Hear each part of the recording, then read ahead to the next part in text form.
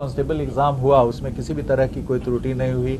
कल जो बीपीएससी का एग्जाम हुआ उसमें भी जहां तक हम आप ही लोग मीडिया रिपोर्टिंग से देख पाए हैं कि वो कुछ अफवाहें फैली थी, लेकिन कोई इस तरह का मजबूत आधार अभी तक नहीं मिला है कि उसमें क्वेश्चन लीक हुआ है। तो हमारा राज्य ही है जिसमें अभी जो बड़े स्तर पे हमारा मूल अपराध नियंत्रण हमारा मूल उद्देश्य है।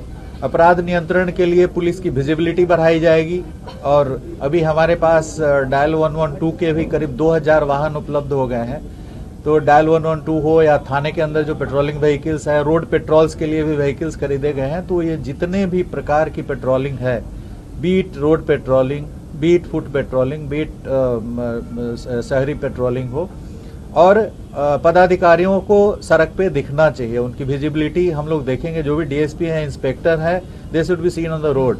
वो घर में बैठने के लिए नहीं है, जो पहले भी चलता था कि आपको संध्या गश्ती करना है। इवनिंग पेट्रोलिंग मैंडेटरी है, नाइट पेट्रोलिंग मैंडेटरी है।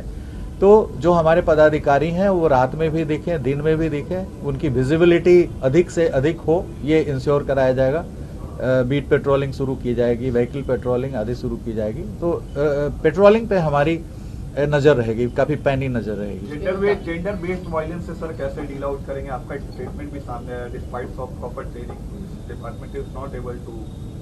नहीं, we have done excellent work in gender based violence. आपको याद होगा कि एक दौर था जिस समय वीडियो वायरल्स, आई थिंक 2017-18 में काफी सारे केसेस हुए थे वीडियो वायरल के।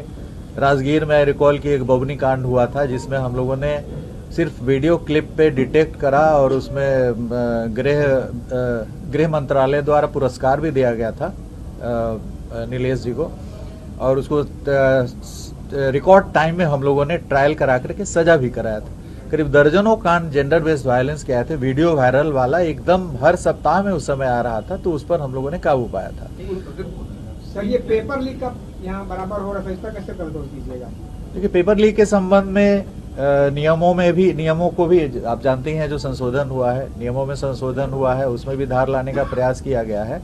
और उसके बाद पूरे राष्ट्रीय स्तर पर जितने सारे स्टेट्स हैं, यूपी हो, राजस्थान हो, सभी स्टेट्स ने इसको काफी सीरियसली लेकर के और नियम अधिनियम में भी संशोधन किया है और इसके लिए एक काफी संजीदगी के साथ, काफी सख्ती के साथ किया जा रहा है। जैसे आपने अभी देखा कि कांस्टेबल एग्जाम हुआ उसमें किसी भी तरह की कोई त्रुटि नहीं हुई।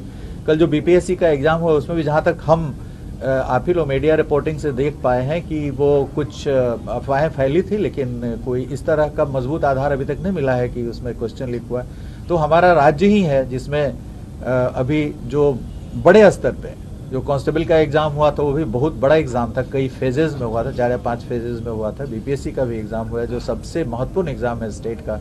तो ये प्रभावकारी ढंग से, अच्छे ढंग से नए नए इनोवेशंस लाए गए हैं उसमें। जैसा कि अभी आपने देखा कि 3 घंटे पहले कौन सा पेपर खुलेगा वो किसी को जानकारी नहीं है, किसके हाथ में कौन सा पेपर लगेगा। तरह तरह के इनोवेशंस को इंट्रोड्यूस किया जा रहा है सो दैट हम जो लीक कराने वाला जो गैंग है उससे हम 2 कदम आगे रहें ताकि उनकी मंशा को हम विफल कर सकें।